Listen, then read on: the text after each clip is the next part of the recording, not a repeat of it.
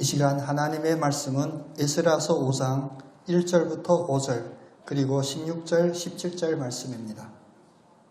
선지자들 곧 선지자 학개와 이도의 손자 스가랴가 이스라엘이 하나님의 이름으로 유다와 예루살렘에 거주하는 유다 사람들에게 예언하였더니 이에 스알디엘의 아들 스룹바벨과 요사닥의 아들 여수아가 일어나 예루살렘에 있던 하나님의 성전을 다시 건축하기 시작하며 하나님의 선지자들이 함께 있어 그들을 돕더니 그때에 유브라데강 건너편 총독 다뜨네와 스달보스네와 그들의 동관들이 다 나와 그들에게 이르되 누가 너희에게 명령하여 이 성전을 건축하고 이 성곽을 마치게 하였느냐 하기로 우리가 이 건축하는 자의 이름을 아뢰었으나 하나님이 유다 장로들을 돌보셨으므로 그들이 능히 공사를 막지 못하고 이 일을 다리오에게 아뢰고 그 답장 오기를 기다렸더라.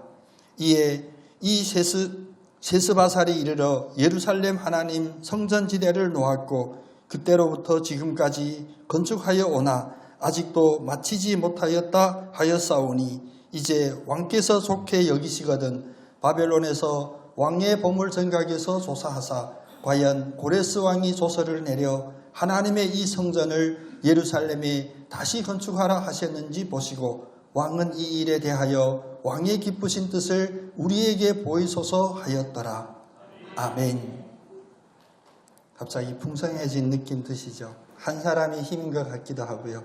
특별히 하늘과 땅에 가득 찬 주님의 영광 안에 우리의 참 평안과 자유가 있음을 다시 한번 고백합니다. 그 고백 안에 가운데 우리에게 주시는 하나님의 은혜가 있는 줄 믿습니다. 우리 옆에 오신 분 축복하면서 인사 한번 나누겠습니다.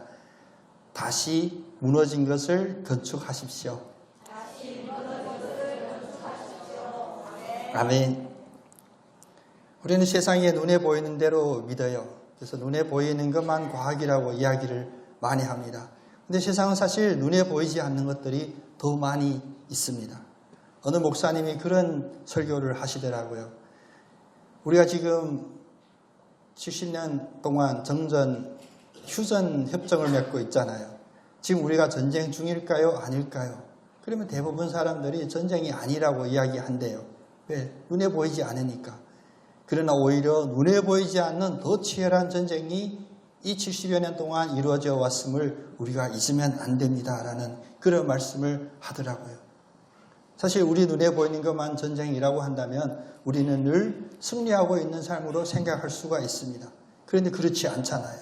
우리의 삶 속에서 우리의 사업도 우리의 건강도 우리의 관계도 가끔 무너지는 것을 우리가 보고 있잖아요. 그럼 누가 이것을 무너뜨렸냐? 바로 전쟁의 패배로 이런 것들이 무너지고 있거든요. 근데 우리가 눈에 보이는 것만 믿고 눈에 보이는 것만 존재한다고 살면 우리는 항상 대적들의 공격에, 다시 말하면 전쟁의 무방비로 우리는 서 있기 마련입니다. 그러니 당연히 넘어지고 실패하게 되죠. 눈에 보이는 것만이 전부가 아님을 믿을 수 있는 그런 하나님이 주신 믿음의 눈길이 우리에게 있기를 소원합니다. 요즘 제가 또 고사성어에 빠져 있잖아요. 고사성어 중에 망매해갈이라는 고사성어가 있습니다. 망매해갈, 무슨 뜻이냐면 매실을 보고 갈증을 해결하다 이런 뜻이에요. 이 이야기는 어떤 이야기냐면 삼국지에 나오는 조조가 패배합니다. 삼국지 보면 조조는 항상 패배해요. 많은 무리를 끌고 도망가기 일쑤입니다. 근데 도망가는 중에 모든 군사들이 다 지쳤어요. 목이 말라요.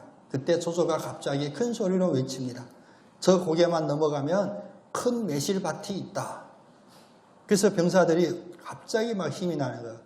네, 매실밭이 앞에 있으니까 입에 막 침이 고이는 거예요. 이 이야기하는 제 입에도 지금 침이 고이고 있습니다. 그래서 그 고개까지 뛰어갔더니 밭이 없는 거예요. 이게 뭔 일입니까? 했더니 조조가 말하기를 이런 마음의 생각으로도 우리는 능히 갈증을 이길 수 있다. 뭐 이런 이야기를 했대요.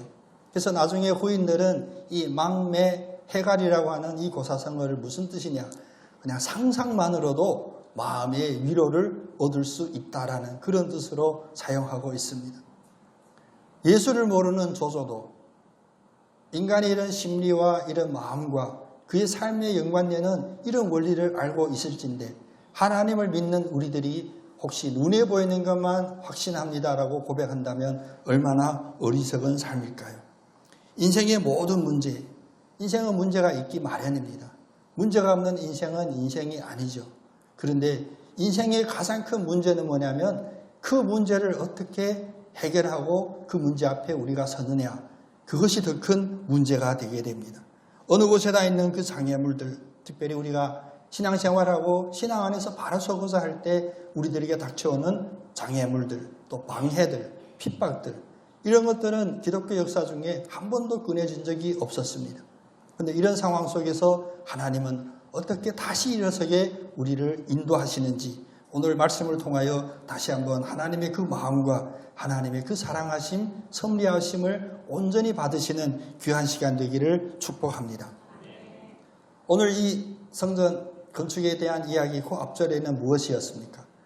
하나님의 일이 시작되고자 할 때 사단은 더 분주하게 열심히 일하여 이 일을 방해하였다라고 우리가 보았죠.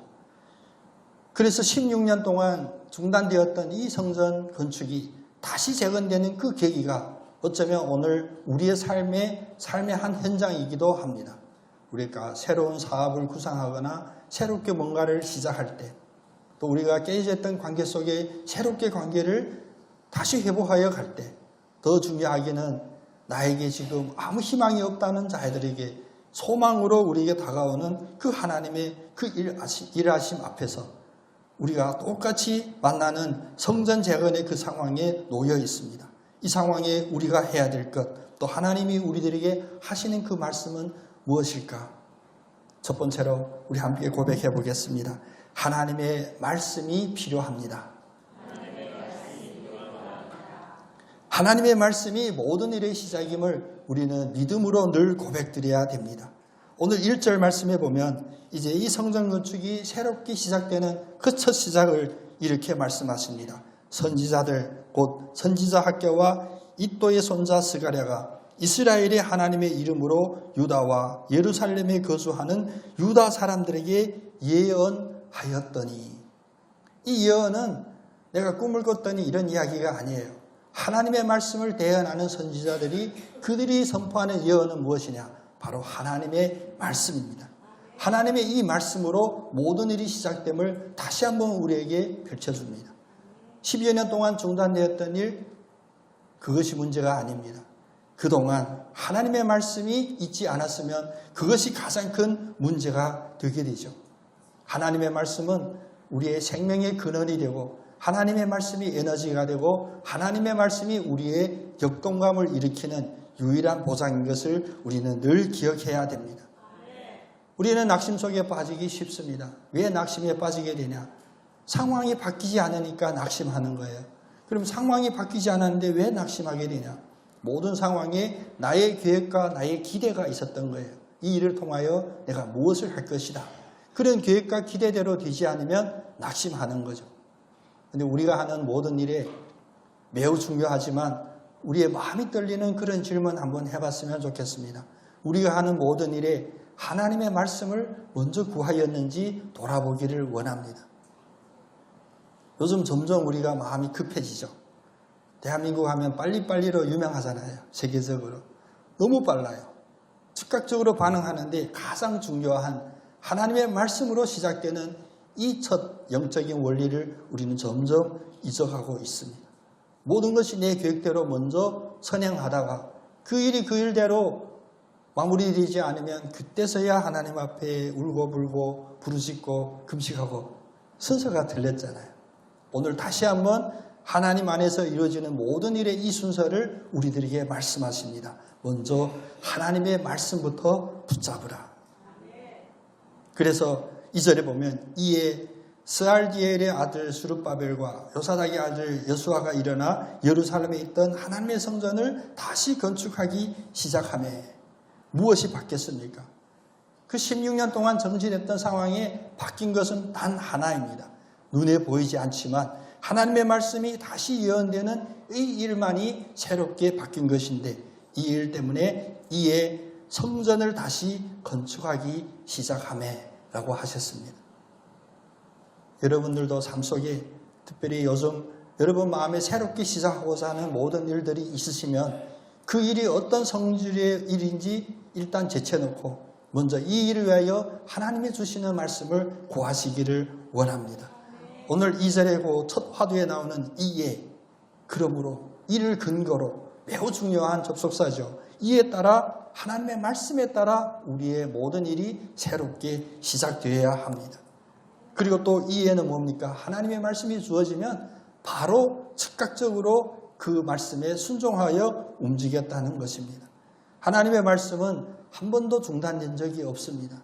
우린 가끔 기도하다 보면 믿음이 참 좋아 보이는 그런 기도가 있죠. 하나님, 왜 저희들에게 침묵하십니까?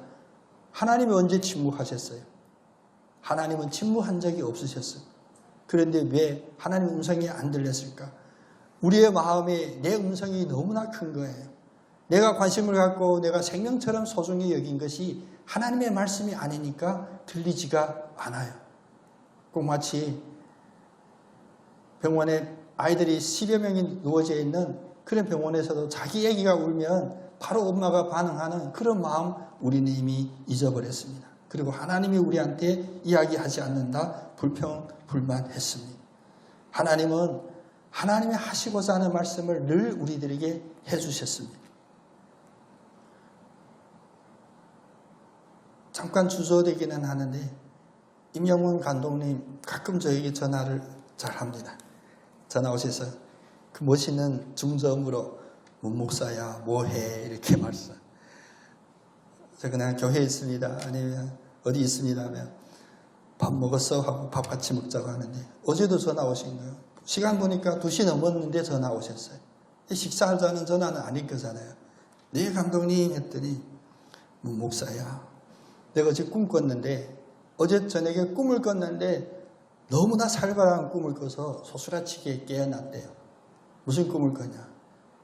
하나님이 자기의 마음을 막 드러내 보여주시는데 감독님이 자기의 마음을 다 이렇게 열어서 보여주는 마음을 봤더니 화가 가득해 있더래요. 분노가 가득한 마음을 보았대요. 그리고 내가 문 목사나 후배들한테 늘 만나면 하루에 성경을 몇 장씩 읽는다 이런 이야기를 했는데 내 마음속 깊이에는 화가 가득했다는 거예요. 여러분 그 화는 뭐냐? 요즘 TV 보면서 화가 난대.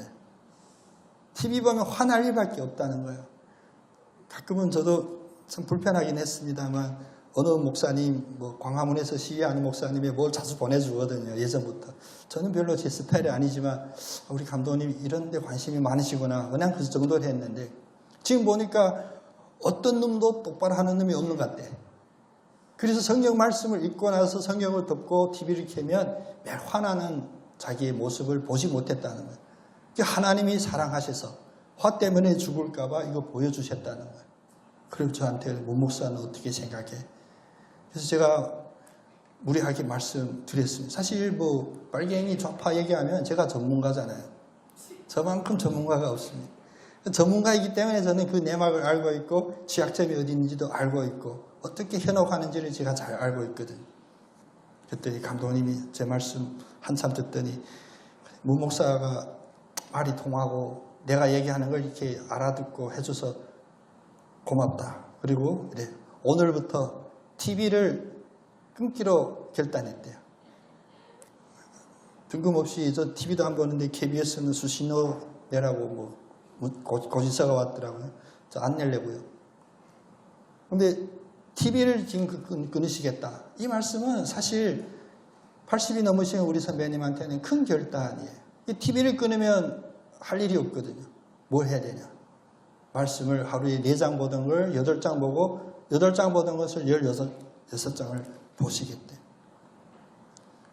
이 세상에서 아무리 많은 우리의 경험을 할지라도 그 경험을 의지하게 되면 이제 80 넘으신 우리 선배님 또 감독님이시고 교회에 깨어있는 지도자였는데 이런 세상 이치를 몰라서일까요? 아닙니다. 왜 제가 이게 주저하면서 두렵지만 이 말씀 드렸냐면 우리의 경험으로 쌓여져 있는 그것들 하나님의 말씀이 기반되어 있지 않으면 우리는 착각하고 시행착오를 범하기 쉬워요. 세상을 보면 다 화가 나죠. 근데 화가 난들 어떻게 할까요? 그 감독님이 그 말씀하는 거예요. 화가 난들 내가 뭘 바꿀 수 있을까? 바꿀 수 있는 게 없대요.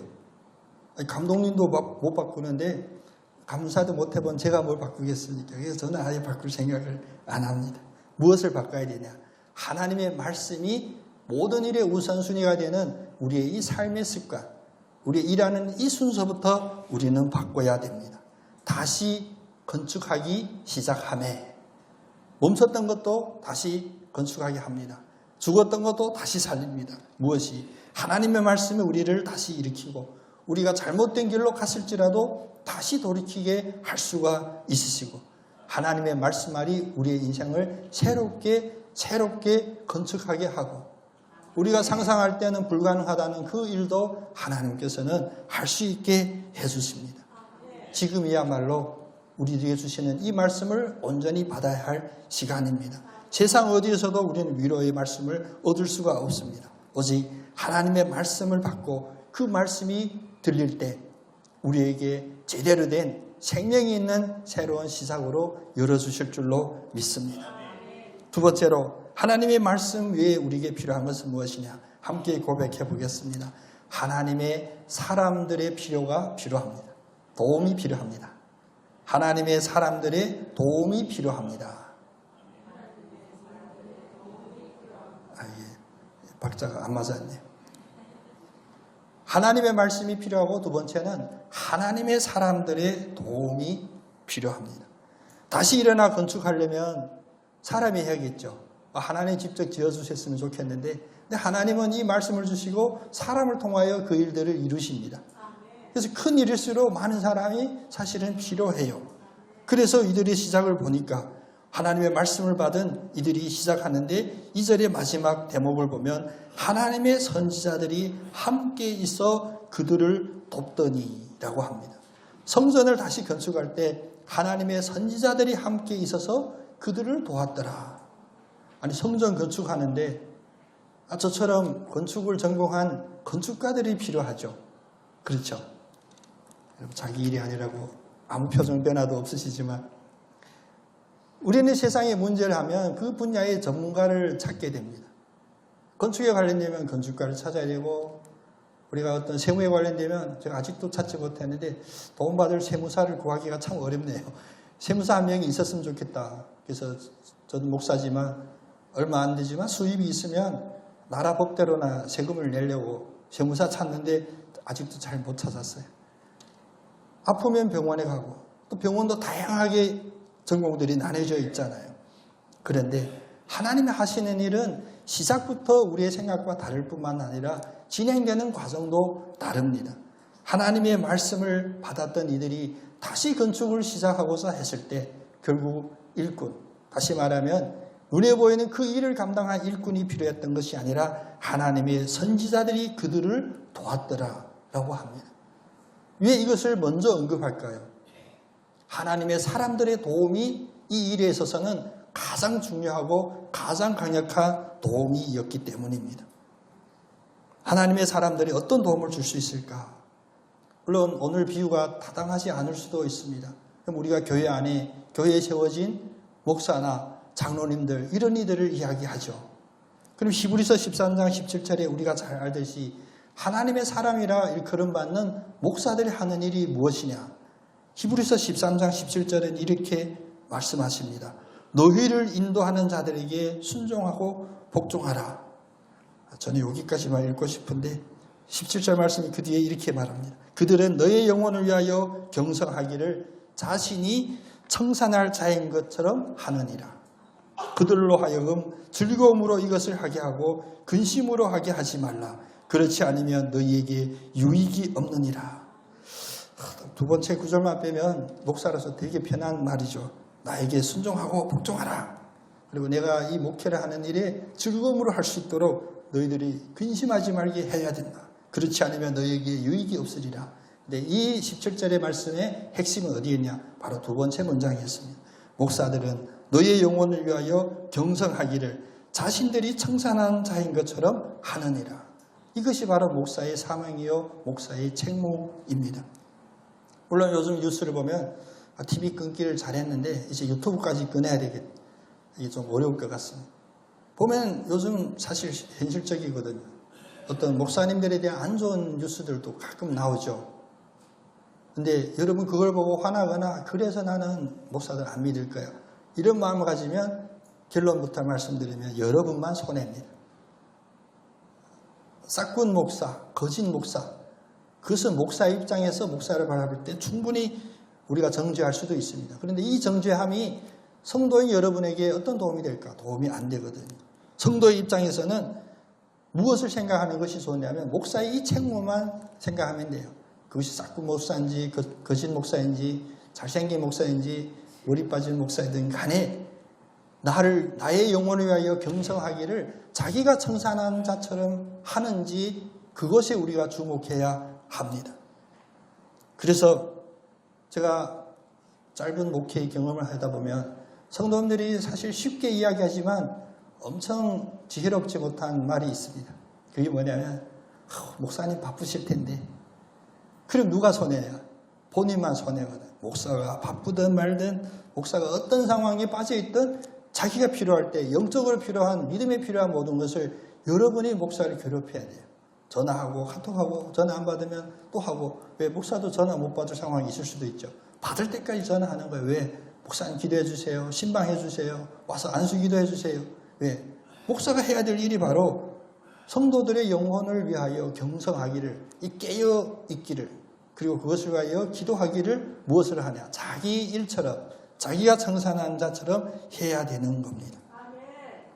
성도 여러분들은 오늘 이 말씀에 통하여 하나님의 사람이 필요합니다라는 이 말씀을 통하여 여러분들이 필요한 도움을 얻는 그 지혜를 반드시 얻으시기를 원합니다. 우리 목사님 세계적인 목사님이라 얼마나 바쁘신데 암만 바빠도 해야 될 일이 무엇인지가 우선이 되어 있거든요. 바로 이 일을 위해서 바쁜 거죠. 제가 아는 목사님이 안식년도 아니고 안식월을 가신대요. 저도 이제 7년 되면 안식년 가야 되나 좀 미리부터 기도하고 있지만, 어디 가냐면 아프리카 어디 간대요. 한 달 동안. 근데 월요일날 출발하는데 주일날 교회에 설교하면서 그렇게 설교했다는 거예요. 그 교회 장로님이 저한테 한 얘기예요. 목사님이 설교하시기를 내일 출발해서 한 달 동안 30일 동안 안식월로 아프리카 선교지에 가는데 여러분 이 한 달 동안 아프지도 마시고 돌아가지도 마시고, 돌아가시려면 제가 다시 돌아온 이후에 돌아가시라고, 물론 다 농담으로 했겠죠. 근데 농담으로 들리지 않거든요. 그런데 월요일날 출발했는데 화요일날 장례난 거예요. 교회 집사님 돌아가신 거예요. 그럼 어떻게 해야 되냐? 여러분 목회자 아니기 때문에 쉽게 생각하고 말씀하셔도 돼요. 목사 어떻게 해야 될까요? 장례났으면 아프리카에서 비행기 타고 돌아와야 됩니다.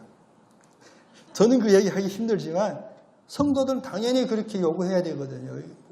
뭔지는 모르지만 우리 교회 성도가 소천했는데 이 장례를 목사님, 담임 목사님이 하셔야죠. 이렇게 얘기할 수 있어야 됩니다.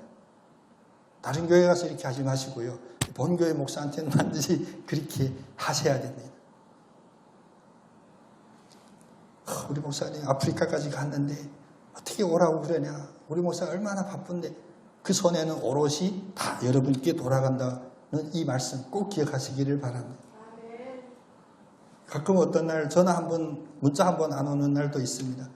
오늘 참 편하다 아닙니다.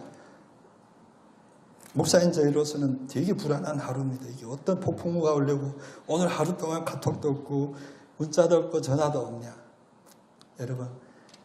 여러분이 하는 모든 일들 속에 여러분이 감당하고서 애쓰는 일, 박수 칠 만한 일이지만 그것은 세상에서 박수 받을 일이고요. 여러분이 어떤 일을 하실 때 반드시 필요한 것은 무엇이냐? 먼저 하나님의 말씀에 확실한 도움이 있어야 되고, 두 번째는 하나님의 사람의 도움이 있어야 됩니다. 그럼 하나님 사람 두 번째, 이제 목사만 한참 씹었으니까 이제 빼놓을 수 없는 한 사람이 있습니다. 바로 장로입니다. 우리 성경에서 장로라 하면 여러 가지 해석이 있습니다만 그런 해석은 우리한테 필요 없고, 우리가 그냥 글자 그대로 보이면 교회 안에 성도를 돌보는 리더로 지도자라 세워준 것이 바로 장로님입니다. 장로님들이 하는 그 일에 대하여 오늘 5절도 이렇게 말합니다. 하나님이 유다 장로들을 돌보셨으므로 그들이 능히 공사를 막지 못하고, 선지자들만 도왔을 뿐만 아니라 또 하나 유다의 장로들을 하나님이 딱 도우시고 입구에 딱 세우니까 그처럼 강력하게 십몇 년 동안 방해하고 중단했던 그 세력들이 이제 더 이상 공사를 막지 못한다는 겁니다. 저는 반석교회에 있으면서 참 감사해요. 우리 박진석 장로님하고 저하고 나이 차이가 별로 없거든요. 우리 은퇴할 때까지 같이 갈 거예요.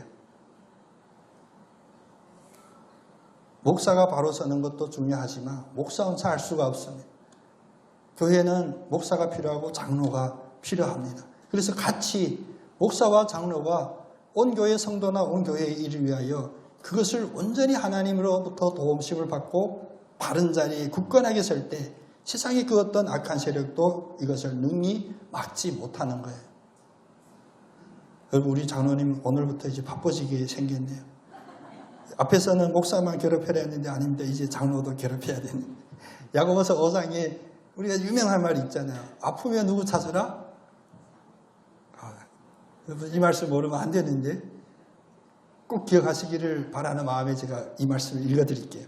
야고보서 5장 14절 15절에 말합니다. 너희 중에 병든 자가 있느냐? 그는 교회의 장로들을 청할 것이요 그들은 주의 이름으로 기름을 바르며 그들을 위하여 기도할지니라. 이제 몸이 아프시면 목사한테 전화하지 마시고 우리 장로님한테 전화하십시오. 장례 나는 건 저한테 전화해도 되고요. 제가 아프리카 가도 금방 뛰어올 거니까. 아프시면 병중에 있으면 우리 장로님께 전화드리기를 바랍니다. 그래 우리 장로님이 주의 이름으로 기름을 바르고 그들을 위하여 기도하는데 이게 왜 가능하냐? 목사나 장로의 그 직분에 이 권세가 있는 것이 아니라 주의 사람, 주의 종이라고 우리가 표현하는 목사와 장로가 이 일을 위하여 자기 일 마냥 달려갔을 때 믿음의 기도가 병든 자들을 구원합니다. 믿음의 자, 청한 이도 믿는 자요 달려간 자도 믿는 자입니다. 그들의 믿음에 이 병을 고치시고 주님께서 그들을 일으키는 이 일이 바로 이 믿음 안에 있게 되는 겁니다. 겁도 없이 문제 있으면 보따리 싸고 저 어디 대선 계룡사 밑에 기도하러 작심 기도하러 가는 분 계시는데 말 그대로 겁도 없는 거예요. 그렇게 수고하지 마시고 여러분 하나님의 사람들의 도움을 꼭 붙잡으시기를 바랍니다. 인생의 무게가 힘들수록 외롭게 느껴질수록 하나님의 사람인 우리 본교회 다른 멀리서 찾지 마시고요.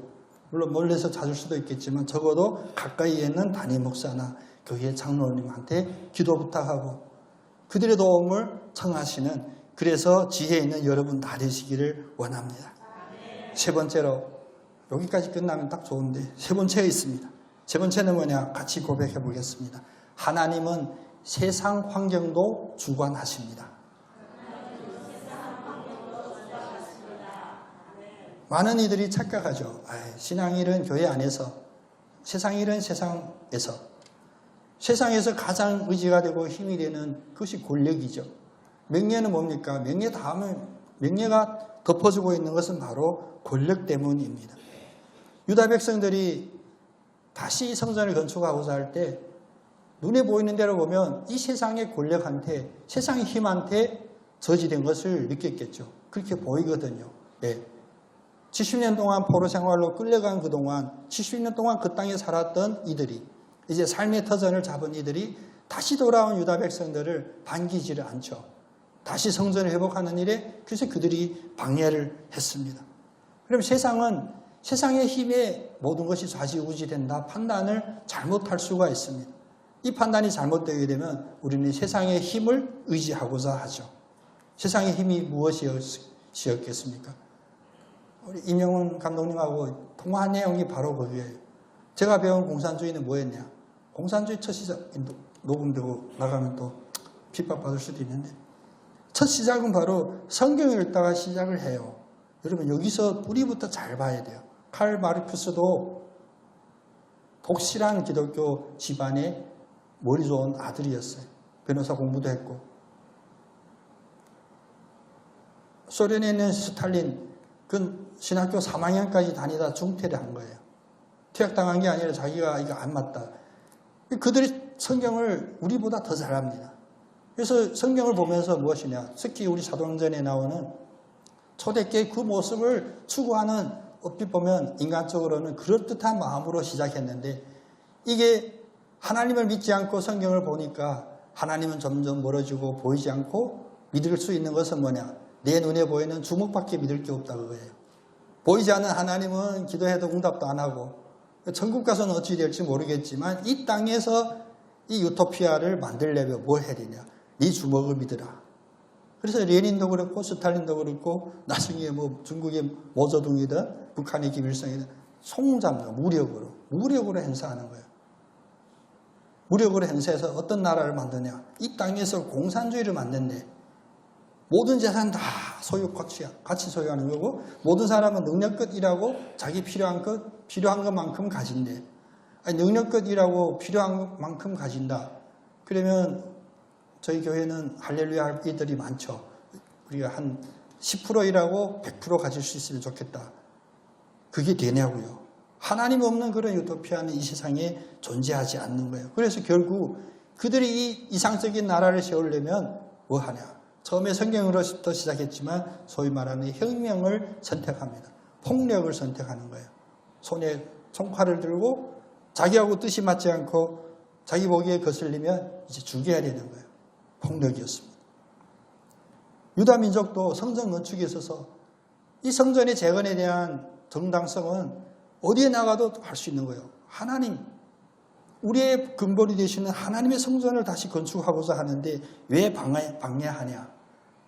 근데 이 방해하는 세력과 싸우려면 어떻게 합니까? 16년 기다릴 필요 없이 2년 차에 벌써 폭력이나 시위나 세상의 힘으로 맞서야죠. 우리는 이런 논리에 너무나 익숙해져 있습니다. 이런 논리 들으면 금방 신납니다. 그래서 광화문이 우리하고 멀리 떨어져 있음을 참 감사하게 생각해요. 얼핏 들으면 우리도 광화문에 뛰어나가야 돼요. 지금 상황이. 왜? 나름 기도도 했습니다. 새벽마다 저녁마다 이 나라와 민족을 위하여 기도 누가 안 합니까? 근데 변화되질 않아요. 어떻게 보면 변화되긴 해요. 점점 더 나쁘게 변화되는 것 같아요. 그런데 오늘 말씀에서 우리가 확실히 알아야 됩니다. 하나님은 그냥 교회 안에만 계시는 그런 교회에 국한된 하나님이 아니라 하나님은 온 우주를 창조하시고 우주의 모든 환경도 섭리하시고 주관하시는 하나님이심을 우리는 온전히 신뢰해야 됩니다. 오늘 성전, 오늘 본문의 3절 말씀에 보면 이제 다뜨네라고 하는 총독이 이 유대인들이 다시 재건하려고 하니까 와서 우리 말하면 행정지도를 해요. 야, 니네 이걸 누구한테서 허가받고 이거 하는 일이냐. 그래서 4절에 보면 이 건축을 지시했던 이가 누구냐고 알려도 줍니다. 뭐냐, 당신보다 더 위에 있는 고레스 왕이 이게 허가한 거거든요. 그래도 안 믿어요. 그래서 6절부터 쭉 보면 6절부터 그 뒤에 이야기는 우리가 성전을 재건하는 이 문제에 있어서는 건축 허가에 아무 문제도 없고 이 허가는 고레스 왕이 해줬습니다라는 그런 합리적인 합법적인 절차에 대한 설명들이 나와요. 길게 나옵니다.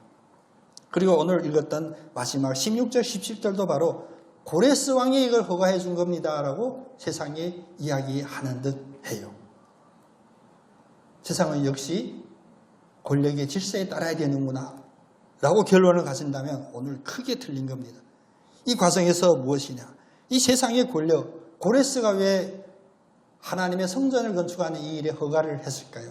우리가 3장에서 이미 봤잖아요. 1장에서 이미 봤잖아요. 하나님은 바로 그런 하나님이십니다. 하나님은 교회 안에만 계시고 우리가 골방에서 기도할 때 골방에서만 큰 소리하는 하나님이 아니라 이 세상 모두를 우주 전체를 섭리하시는 참 왕이신 통치자이십니다. 하나님이 원하시면 고레스도 들어 사용하고요.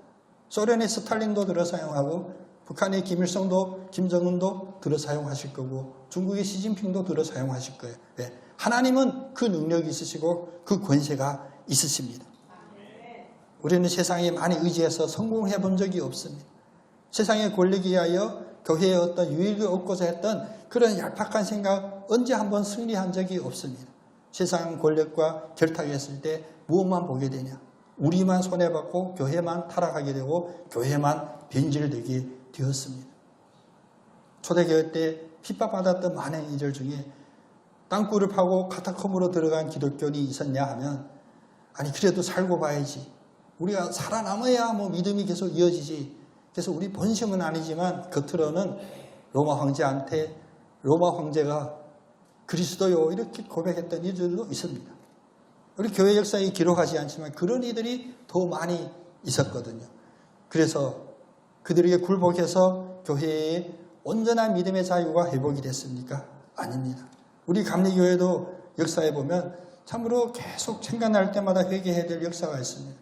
신사참배 때 일제의 그 억압 앞에 감리교 목사님들이 감리교단이 먼저 신사참배에 대하여 머리를 숙였거든요. 이게 역사적인 사실입니다.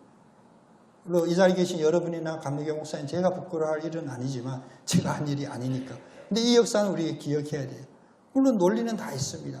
그리고 교회부를 지켜야지, 성도를 지켜야지 그렇듯 하죠. 근데 그것이 사는 일이 아니었습니다.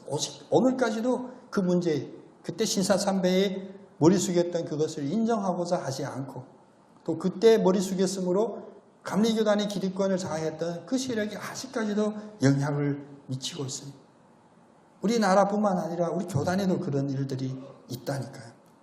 여러분, 세상 권세만 믿고 사는 것 너무나 어리석은 일입니다. 세상은 누구를 대접하고 인정해주냐? 자기하고 비슷한 사람을 인정해주거든요.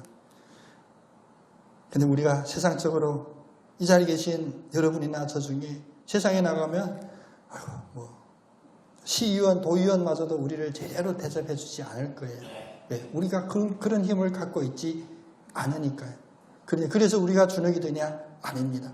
우리는 세상이 우리를 무시하고 우리를 업신여길지라도 우리의 참 근본이 되시고 우리 삶의 근원이 되시는 그 하나님은 국회뿐만 아니라 대한민국뿐만 아니라 이 세계 우주 전체를 통치하시는 하나님을 고백했을 때 우리가 지금 시작하는 작은 일 하나도, 우리가 시작하는 또 회복하는 작은 사건 하나도 하나님이 섭리해 주시면 그것이 온전히 이루어질 줄 믿는 그 확신이 필요한 것입니다. 여기까지 말씀드렸으면 여러분 얼굴 좀 펴시기를 부탁드립니다. 너무 심각한 표정으로 저 보지 마시고요. 지금 사업을 시작하거나 무엇을 회복하거나 또 특히 우리의 건강 문제 바라보면 마음이 무겁죠. 웃을 얼굴이 아니죠. 우리가 보이지 않는데 너무나 많이 우리의 생각과 생명을 빼앗겨요. 그래, 하나님께 매달려야지 라고 했는데 또 속썩이는 자녀 있으면 하루 종일 또 그 때문에 우리가 속썩이고 뭘 하려니 또 다 돈이 필요한데 돈은 없는데 어떻게 하지? 돈은 다 은행에 있거든요. 여러분 걱정하지 마십시오. 하나님이 허가해 주시면 은행의 돈 다 우리가 쓸 수 있습니다. 왜? 하나님은 이 우주의 왕이 되셔서 우리의 인생에 대하여 모든 것을 다 예비해 놓고 모든 것을 다 실행하시는 분이기 때문입니다. 우리가 무엇을 시작하기 전에 우리의 계획을 복잡하게 하지 마시고 하나님이 이미 예비해 주셨음을 믿고 시작하기를 원합니다. 하나님은 미리 그곳의 상황을 아시고 그것이 합당한 모든 것을 다 예비해 주셨기 때문입니다. 그리고 내가 가장 하나님 앞에 칭찬받고 세상의 더러운 세력, 탐욕에 흔들리지 않도록 바로 설 수 있는 그 지점도 하나님은 아십니다. 우리에게 과하지도 않고 부족하지도 않게, 부하지도 않고 가난하지도 않게 우리가 하나님 앞에 어느 순간에도 하나님이 우주의 왕입니다라고 고백할 수 있는 그 일에 합당한 그 자리에 우리를 늘 세워주십니다. 그러므로 우리는 안심하고 담대하게 오늘도 담대할 뿐만 아니라 내일도 담대한 삶이 있음을 믿고 나가시기를 소원합니다. 이런 믿음의 고백으로 우리 함께 고백해 보기를 원합니다. 예수님은 임마누엘이십니다. 다른 말로 예수님은 우리와 함께 하시는 그리스도이십니다. 하나님은 우리와 함께 하십니다. 하나님 저 멀리 계셔서 너희들이 열심히 뛰어와 나를 만나라 아닙니다.